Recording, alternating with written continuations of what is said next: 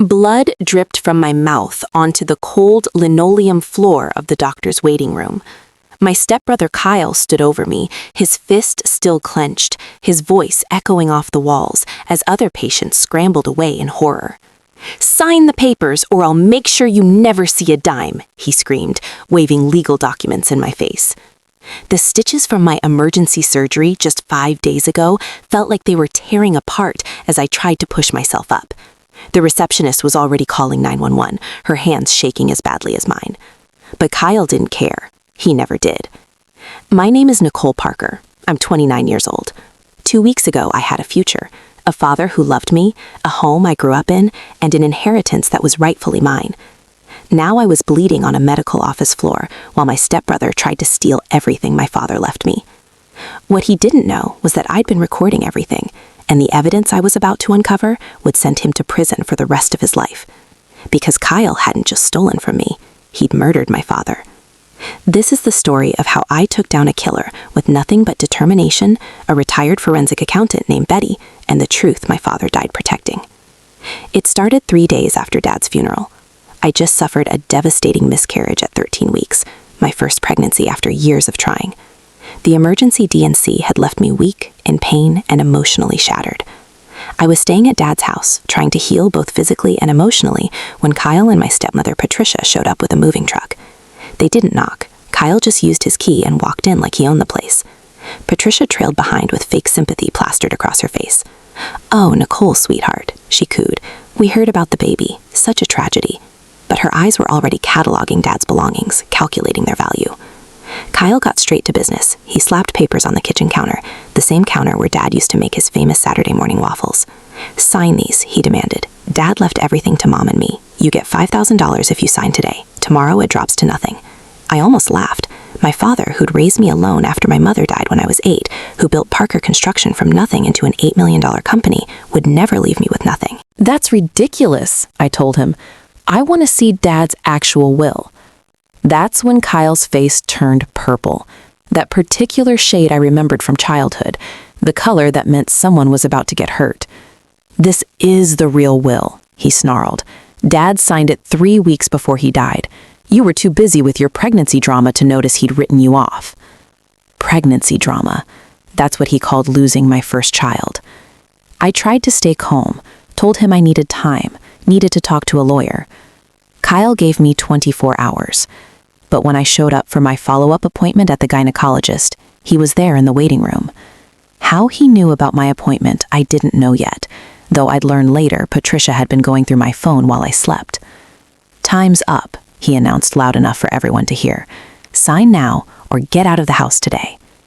I said no. That's when he hit me so hard I tasted copper, blood filling my mouth as I hit the floor. The police arrested Kyle that day, but Patricia bailed him out within 2 hours. By the time I got back to Dad's house that evening, my friend Betty driving because I was too shaken, the locks had been changed. My belongings were scattered across the front lawn, soaked by the neighbor's sprinklers. But what broke me was seeing my mother's jewelry box, the one Dad gave her on their 10th anniversary, smashed on the driveway, her pearls scattered like tears. Betty helped me gather what we could. She's 71, a retired forensic accountant, sharp as a scalpel, and she'd been Dad's friend for 25 years. "This isn't right, honey," she kept muttering. "Your daddy would never do this to you." She was right. Dad had always been clear about his will. Everything splits between you, Nicole, and the employee pension fund.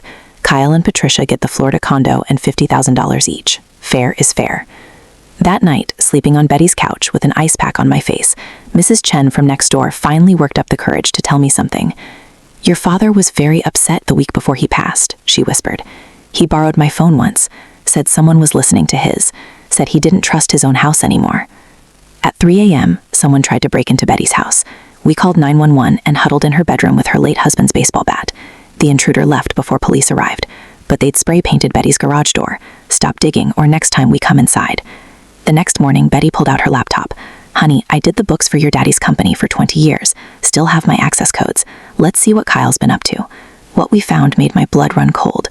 For the past 4 years, Kyle had been bleeding the company dry. False invoices, shell companies, ghost employees. He'd stolen almost $600,000. This is federal crime territory. Betty said, adjusting her reading glasses. Wire fraud, tax evasion. But honey, look at this. She pulled up another screen showing withdrawals that had gotten bigger 6 months ago, right when Dad's heart problems got worse. I remembered Dad's medication had been changed 4 times in 6 months. Each time, he seemed worse instead of better. Betty had a theory that chilled me. What if someone was tampering with his medication? That's when I remembered Dad's last coherent words in the hospital. Check the basement safe, Nicole, behind the water heater. Your mother's birthday. We needed to get into that house. At 2 a.m., dressed in black, Betty and I crept across the backyard. I can't believe I'm breaking and entering at my age, Betty whispered. Though technically, honey, this is still your house until probate. The basement window Dad never fixed properly, the one I used to sneak through in high school, still opened with a good shove. Behind the water heater, hidden by a false panel, was a safe. Mom's birthday opened it on the first try. Inside were 3 things that changed everything. Dad's real will, properly notarized, dated just 6 weeks ago. A thick folder documenting Kyle's embezzlement with bank statements, transfer records, everything. A letter in Dad's shaky handwriting. My dear Nicole, if you're reading this, my suspicions were correct. I've been feeling worse since Kyle started helping with my medications after my heart attack. I've documented everything. The forensic audit is in this folder. Kyle doesn't know I hired an outside firm. I'm sorry I couldn't tell you. He monitors everything. Trust Betty. Trust Robert Harrison. Don't let them win. I love you, Dad. My hand shook as I read. Kyle had been poisoning my father. Slowly, carefully, making it look like natural decline. Then I grabbed another folder. Older newspaper clippings, yellowed with age. Oh my God, Betty breathed. Patricia's first husband died of heart problems. Second husband, kidney failure. Third husband, stroke. All within 4 years of marriage. All left her everything. My father was husband number 4. We photographed everything. Then Betty noticed Kyle's computer was still logged in upstairs. His email was a goldmine of criminal stupidity. Old man took his pills like clockwork, double dose in his morning coffee, transfer another $50K before the audit. Nicole's getting suspicious. We need to move faster. And the worst, from 2 weeks ago, if we can't get Nicole to sign, we'll handle her like we discussed. Handle me, like they handled Dad. The next morning, we took everything to Robert Harrison, Dad's lawyer for 35 years. I knew it, he exclaimed, slapping his desk. Your daddy came to me 8 weeks ago, scared out of his mind, said Kyle was up to something. I told him to document everything, be careful. Robert still had connections everywhere, judges, federal prosecutors, IRS investigators. This is big, Nicole. Kyle didn't just steal from the company, he stole from the employee pension fund. That's federal, and if we can prove he poisoned your father? That's when Detective Maria Santos walked in. She was mid-40s, tough as nails, with eyes that had seen too much but still held compassion. Mr. Harrison called me, she said. My mother went through something similar. Caregiver slowly poisoning her for the inheritance. I take these cases personally. Santos had been investigating Patricia for months. She's smart, always moves states, always waits years between marriages. Your father was supposed to be her retirement plan. We spent the next week building our case. Betty worked her magic with financial records. Robert prepared legal briefs to freeze the estate. Santos got warrants for phone records, bank statements, and Dad's medication bottles. The pills tested positive for 3 times the prescribed dosage of digoxin. At that dose, it would cause exactly the symptoms Dad experienced, slow enough to look natural, fast enough to kill within months. But we needed more. We needed Kyle to confess. I need to call him, I told the team. Tell him I'm ready to sign. Betty looked worried. Honey, he's dangerous. I know, but he's also greedy, and greed makes people stupid. The call was hard. I had to sound defeated, broken. Kyle, it's Nicole. You win. I can't do this anymore. I'll sign whatever you want. I could hear his smile through the phone. Finally came to your senses. Tell you what, I'm feeling generous. Sign everything over and I'll give you $10,000. Final offer. Okay, I whispered. When? Tomorrow. Dad's office at the company. Bring witnesses if you want. I want this legal. After I hung up, Robert smiled for the first time all week. He wants witnesses. We'll give him witnesses. Detective Santos set everything up. Recording devices, undercover officers, the works.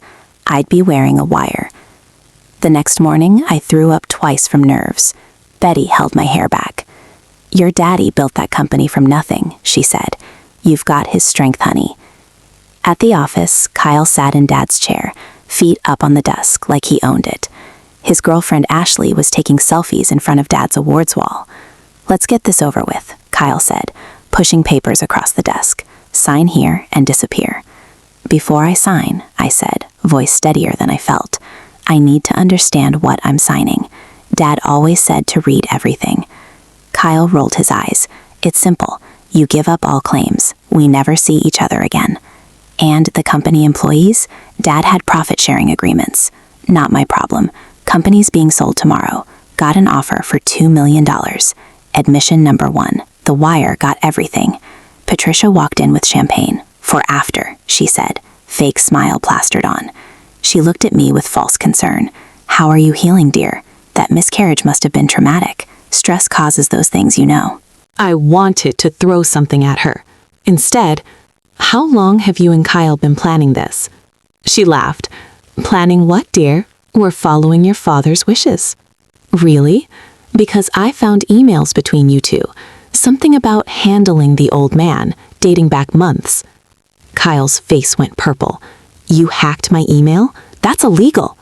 "No, you left your computer logged in. That's just stupid." I picked up the pen, then paused. "One more thing. How did Dad really die?" "Heart failure," Patricia said quickly. "You know that."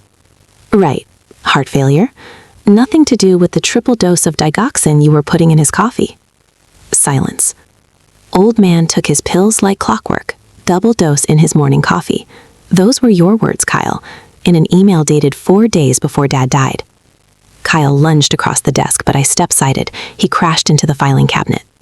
That's when the door opened. Detective Santos walked in with 6 federal agents. "Kyle Henderson, Patricia Henderson, you're under arrest for murder, embezzlement, wire fraud, and about 20 other charges." Kyle tried to run, made it 3 feet before an agent tackled him. Patricia tried to destroy evidence, grabbing her phone, but Betty, 71 years old, whacked it out of her hand with her purse. "That's assault," Patricia shrieked. "Honey, I'm old and confused," Betty said sweetly. "I thought it was a weapon." Ashley had a complete meltdown. "You told me you were rich. You said we were going to Ibiza. I already told all my followers." The trial was swift and brutal. Kyle got 25 years federal plus life for murder. Patricia got 30 to life for multiple murders. They connected her to 3 previous husbands. The company was saved. Without Kyle's theft, it was worth $12 million. Employees got their pensions restored with interest. Dad had left me another surprise, $1.5 million in bonds with a note. "For my grandchildren. Tell them about their grandmother. Tell them they come from strong people." 6 months later, I stood at Dad's grave on his birthday, my hand on my growing belly. "We did it, Dad," I whispered. "Kyle's never getting out, the company's safe, and I'm having a baby." The wind rustled through the trees, and for a moment I swore I smelled his cologne. They thought I was weak because I was grieving, because I was hurt, that I'd just roll over. I touched my stomach where new life was growing. "But you taught me better than that, Dad. You taught me that truth always wins, and that family protects family, even when it costs everything." In the end, justice wasn't just about punishment. It was about restoration, about honoring the man who gave everything to protect me, even as he was dying. Kyle thought he could steal my inheritance. What he didn't realize was that my real inheritance wasn't money. It was my father's strength, his integrity, his refusal to let evil win. And that's something no one could ever take away. If this story resonated with you, drop a comment about where you're watching from. And remember, never underestimate a daughter fighting for her father's legacy.